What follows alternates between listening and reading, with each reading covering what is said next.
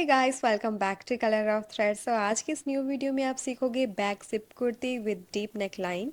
देखिए, ऑलरेडी मैं बता चुकी हूँ इस ड्रेस को मैंने मीशो की इस साड़ी से रेडी किया है और इसके साथ हमने 16 पैनल प्लाजो रेडी किया है। वीडियो मैं ऑलरेडी शेयर कर चुकी हूँ, लिंक आपको डिस्क्रिप्शन बॉक्स और एंड स्क्रीन पर वीडियो मिल जाएगी। इस वीडियो में हम बहुत सारे टॉपिक कवर करने वाले हैं, जैसे शोल्डर क्यों गिरते हैं, डीप नेक लाइन के ऊपर आपको शोल्डर कितना लेना है, आर्म होल कितना लेना है।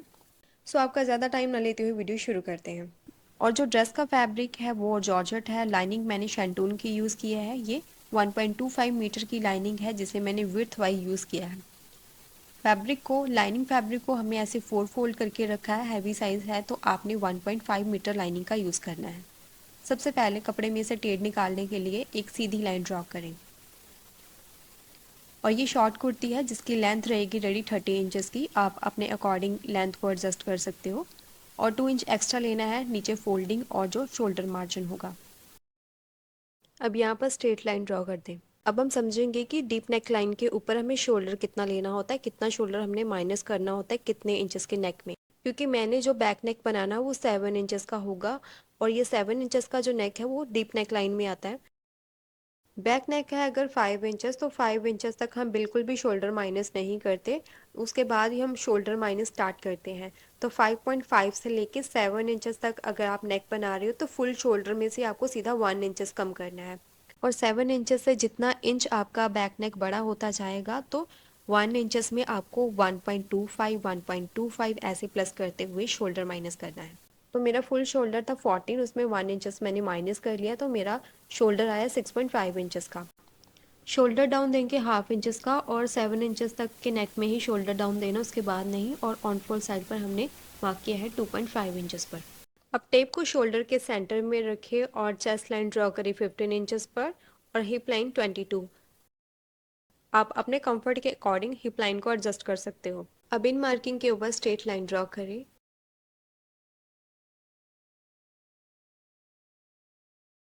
अब हमें आर्म होल ड्रॉ करना है। और डीप नेकलाइन कुर्ती में आर्म होल भी हमारा नॉर्मल कुर्ती से थोड़ा कम रहता है, तो यहाँ पर मैं आर्म होल लूँगी 6.5 इंचेस। और अगर आपको इस टॉपिक पर डिटेल वीडियो चाहिए तो आप कमेंट करके मुझे बताएं, मैं इस टॉपिक पे एक डिटेल वीडियो लेके आऊँगी। अब जितना आपका शोल्डर है शोल्डर में से हाफ इंचेस कम करके यहाँ चेस्ट लाइन पर आपको मार्किंग करनी है। अब आर्म होल लेंथ का सेंटर लेंगे। अभी सेंटर मार्किंग के ऊपर जितना भी आपका शोल्डर है शोल्डर में से हाफ इंचेस कम करके यहाँ पर आपको मार्किंग करनी है। अब इन दोनों पॉइंट को कनेक्ट करते हुए ऐसे क्रॉस लाइन ड्रॉ करनी है। अब हमें चेस्ट की मार्किंग करनी है, तो मेरा चेस्ट मेजरमेंट है 32, तो यहाँ पर मैंने 1 इंचेस की लूजिंग ऐड करी है। क्योंकि जो जिप वाली कुर्ती रहती है ये फिटिंग में रहती है, लूज कुर्ती पर आप जिप नहीं लगा सकते क्योंकि अच्छी नहीं लगेगी। और 1.5 इंच एक्स्ट्रा लेंगे स्टिचिंग मार्जिन के लिए। अब जो भी हमें चेस्ट लाइन मिली है चेस्ट लाइन से लगभग पौन इंच अंदर की तरफ इस तरह से फ्रेंच कर्व स्केल को रखते हुए हमें फ्रंट आर्म होल ड्रॉ करना है। अभी सेंटर मार्किंग पर हाफ इंचेस बाहर की तरफ मार्क करेंगे बैक आर्म होल के लिए। और फिर से इस तरह से फ्रेंच कर्व स्केल को रखते हुए बैक आर्म होल को ड्रॉ करें। अब मुझे वेस्ट लाइन के ऊपर मार्किंग करनी है, तो मेरी वेस्ट है 27, इसमें मैंने 3 इंचेस की लूजिंग ऐड करी है और उसका 1/4 पार्ट किया है। क्योंकि दोनों तरफ मुझे डार्ट लगानी है फ्रंट और बैक के ऊपर, इसलिए 3 इंचेस की लूजिंग ऐड करी। अगर आपको डार्ट नहीं देनी तो 1.5 इंचेस की लूजिंग काफ़ी रहेगी। अभी आपका हिप राउंड है उसमें 1.5 इंचेस की मैंने लूजिंग ऐड करी है। और डिपेंड करता है कि आपने मेजरमेंट कैसे लिया है और कितना आपको लूज या टाइट पहनना पसंद है, इस पर भी लूजिंग काफ़ी हद तक मैटर करती है। और 1.5 इंचेस लिया है स्टिचिंग मार्जिन के लिए। अब डार्ट के लिए मार्किंग करेंगे, इसके लिए टेप को शोल्डर के सेंटर पे रखेंगे। मेरा डार्ट पॉइंट है 9.5 इंचेस पर। ऊपर से हाफ इंच छोड़ के यहाँ पर 9.5 इंचेस पर हमने मार्किंग की है। मेरा एपेक्स टू एपेक्स है 7 इंचेस, उसका हाफ लेंगे 3.5। वेस्ट लाइन पर भी सेम मार्किंग करनी है 3.5 इंचेस पर। अब वेस्ट से लेके डार्ट पॉइंट को मेजर करें तो ये मेरा रहा 5.5 इंचेस। अब नीचे की तरफ हमें मार्किंग करनी है। अब जितना ऊपर की तरफ से हमें मेजरमेंट मिला उसमें से हाफ इंचेस कम करके यहाँ पर मार्क करेंगे, तो यहाँ पर मैंने मार्किंग की है 4.5 इंचेस पर। यहाँ पर भी हमें 3.5 इंचेस पर मार्किंग लेनी है। अब यहाँ वेस्ट लाइन पर सेंटर लाइन के दोनों तरफ 0.25 इंचेस पर मार्क करें। अब इन सभी पॉइंट्स को मिलाते हुए इस तरह से डार्ट लाइन ड्रॉ करें।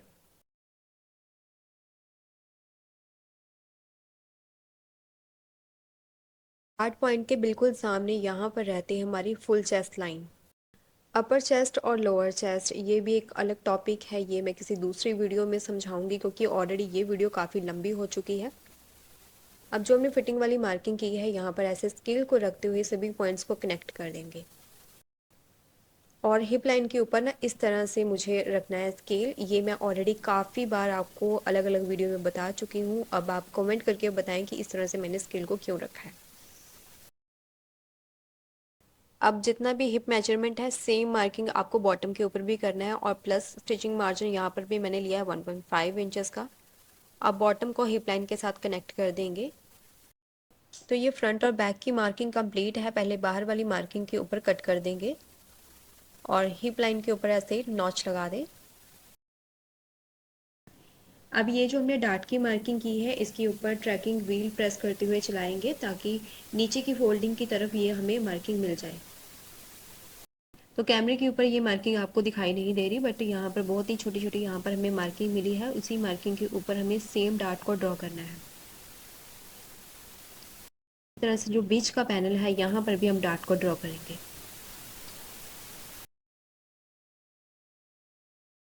तो दोनों पैनल पर डार्ट ड्रॉ होने के बाद अब इन दोनों पैनल्स को हम मेन फैब्रिक के ऊपर रखते हुए कट करेंगे। साड़ी का जो ब्लाउज पीस है उसमें से मैंने फ्रंट को रेडी किया है और बाकी का जो फैब्रिक बचा है इसमें से मैंने स्लीव और बैक पार्ट को रेडी करा। लाइनिंग वाले पैनल में से एक पैनल को उठा के मैंने मेन फैब्रिक के ऊपर रखा और बैक पैनल को कट कर दिया। बाकी का ये जो फैब्रिक है इसमें से बाद में स्लीव को कट करेंगे। अब जो एम्ब्रॉयडरी वाला फैब्रिक है इसके ऊपर मुझे फ्रंट वाला पैनल कट करना है और यहाँ पर जो फैब्रिक की लेंथ ही कम थी तो यहाँ पर मैंने विड्थ वाली साइड से लेंथ निकाली है। फैब्रिक को हमने फोल्ड करते हुए इसके ऊपर पैनल को सेट कर लिया और एज इट इज़ कट कर लिया। तो दोनों पैनल्स को हमने कट कर लिया है। अब मेन फैब्रिक के ऊपर लाइनिंग को फिक्स करेंगे, स्लीव हम बाद में कट करेंगे। तो पहले फ्रंट वाले पैनल के ऊपर हमने एक पैनल को सेट करना है। लाइनिंग को फिक्स करने के लिए आप यहाँ पर रिवर्सिबल टेप का यूज़ कर सकते हैं या फिर ग्लू या फिर हैंड स्टिच या फिर मशीन के साथ भी स्टिच कर सकते हैं। लाइनिंग और मेन फैब्रिक की लेंथ बिल्कुल सेम है तो यहाँ पर मैं इसे नीचे की तरफ से फोल्ड कर दूंगी। आप चाहें तो लाइनिंग को थोड़ा सा लेंथ में शॉर्ट रखते हुए इसे अलग फोल्ड भी कर सकते हैं। सेम ऐसे ही बैक पैनल के ऊपर भी लाइनिंग को फिक्स कर लेंगे। अब हम नेक को कट करेंगे। बुकरम को हमने डबल फोल्ड करके रखना है और नेक विड्थ लिया है 3.25 इंचेस। नेक की विड्थ आप थोड़ी कम भी कर सकते हैं और लेंथ मैंने लिया है 6.5 इंचेस। यहाँ पर स्ट्रेट लाइन ड्रॉ कर देंगे और यहाँ पर मुझे स्क्वायर नेक रखना है और जितना हमने ऊपर से मार्क किया था सेम नीचे से भी हमें मार्क करना है 3.25 इंचेस और यहाँ पर भी एक स्ट्रेट लाइन ड्रॉ कर दें। इसे थोड़ा सा यू शेप देंगे और इस पॉइंट पर 0.75 इंचेस पर मार्क करें और स्केल को इस तरह से रखते हुए नेक की शेप ड्रॉ करें। नेक की विड्थ बाहर से लेंगे 0.75 इंचेस।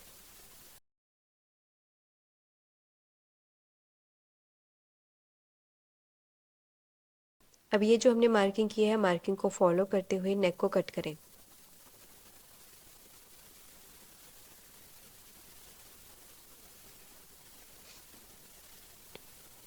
अब इसी तरह का एक और नेक कट करना है जिसकी लेंथ रहेगी 7.5 इंचेस। ये हमारा बैक नेक रहेगा और ये फ्रंट। अब बैक नेक को लेंगे और उसे सेंटर में से कट कर देंगे।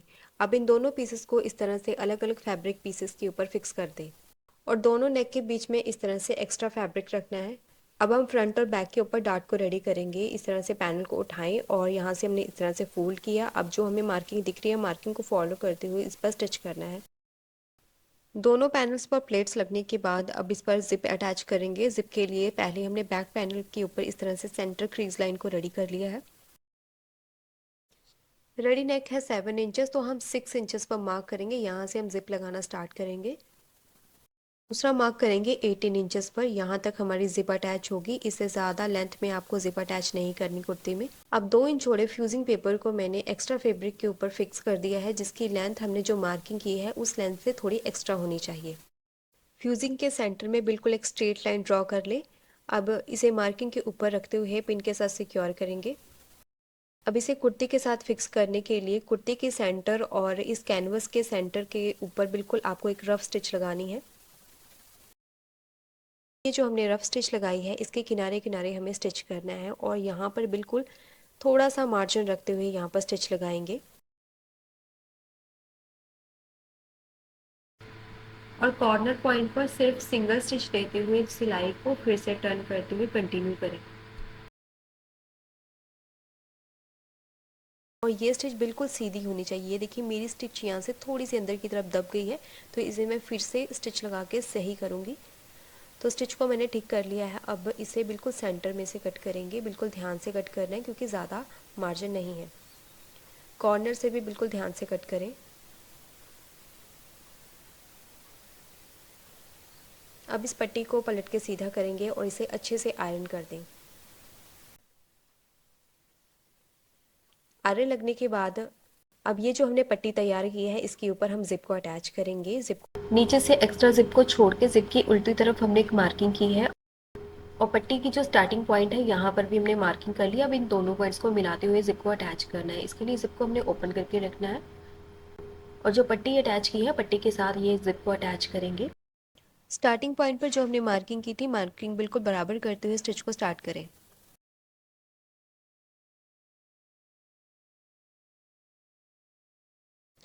दूसरी तरफ भी पट्टी के बराबर जिप को रखते हुए पहले रफ स्टिच के साथ इसे सिक्योर करें।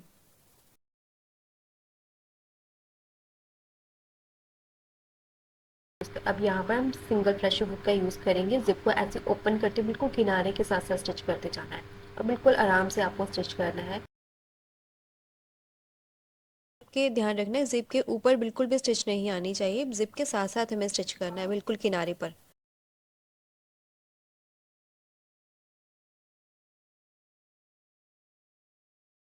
एक साइड स्टिच लगने के बाद दूसरी साइड पर भी इसी तरह से स्टिच करेंगे और एक साइड पर ही स्टिच करने के बाद आप जिप को पहले बंद करके चेक कर लेना कि स्टिच जो है आपकी जिप के ऊपर ना आ जाए, वरना वहां से आपको खोल के उसे ठीक करना पड़ेगा। अब जिप की हुक को बाहर की तरफ निकालेंगे और इसे बंद करके चेक करेंगे तो ये बिल्कुल परफेक्ट तरीके से लग के तैयार है जिप। बॉटम वाली साइड से एक्स्ट्रा जिप को कट कर देंगे। यहाँ पर हम एक्स्ट्रा फैब्रिक लगा के यहाँ से इसे सिक्योर कर देंगे। अब बैक नेक अटैच करने के लिए जिप को ओपन करें। इसके ऊपर हमने जो नेक रेडी किया था इसके ऊपर रखेंगे। एक्स्ट्रा जो फैब्रिक है उसे बाहर की तरफ रखना, ये ध्यान रखना। और नेक को पहले पिन के साथ सिक्योर कर ले। और बिगनर्स के लिए एक्स्ट्रा टिप है कि जितना आपको नेक चाहिए इस तरह से पैनल को फोल्ड करते वहां पर आपको मार्किंग करनी है और नेक की स्टिच बिल्कुल इसी मार्किंग के ऊपर आनी चाहिए जिससे आपका नेक ऊपर नीचे नहीं होगा। अब नेक के साथ साथ स्टिच करेंगे। एक्स्ट्रा पट्टी को ऐसे अंदर की तरफ फोल्ड करके इस पर स्टिच करेंगे।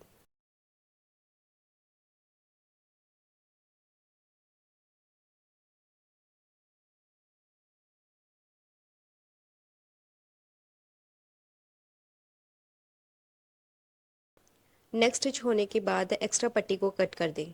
कॉर्नर्स के ऊपर बिल्कुल ध्यान से कट लगाएं। अब इस नेक को पलट के सीधा करेंगे। इस तरह से स्टिच करने से जो आपके कॉर्नर्स है बिल्कुल फिनिशिंग के साथ रेडी होंगे। अब नेक को एक बार आयरन करें और यहाँ पर हम तुरपाई करेंगे। बाद में इस पर हम हुक अटैच करेंगे।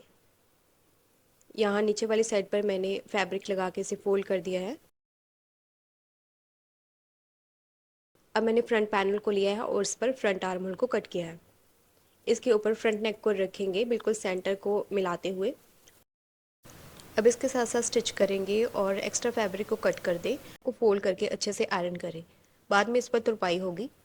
फ्रंट और बैक पैनल रेडी होने के बाद फ्रंट पैनल के ऊपर बैक पैनल को रखेंगे और यहाँ पर शोल्डर स्टिच करेंगे। स्टिच होने के साथ ही हमें साइड फिटिंग देनी है और बॉटम से भी इसे फोल्ड करेंगे और साइड को भी इस तरह से फोल्ड करते हुए पहले मैं इसे रिबल सिबल के साथ सिक्योर कर दूंगी, देन इसके बाद इस पर तुरपाई करूंगी जिससे कुर्ती की फिनिशिंग बहुत ही अच्छी आएगी। अब हमारे पास जो एक्स्ट्रा फैब्रिक है इसे हमने फोर फोल्ड करते हुए रखा है। इस पर स्लीव को कट करेंगे।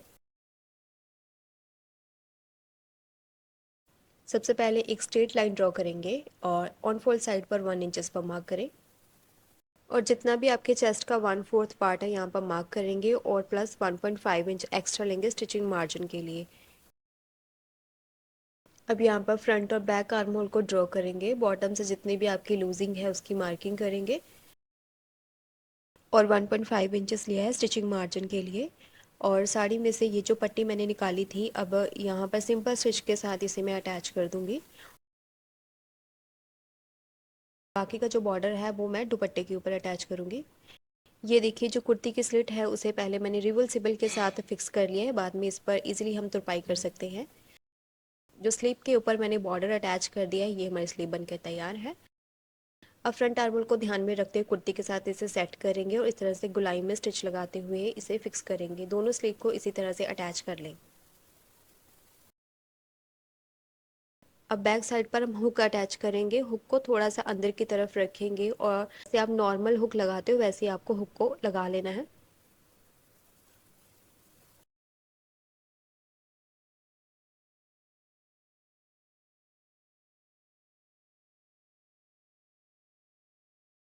और हुक के बिल्कुल सामने अंदर वाली साइड पर यहाँ पर आई रेडी करेंगे।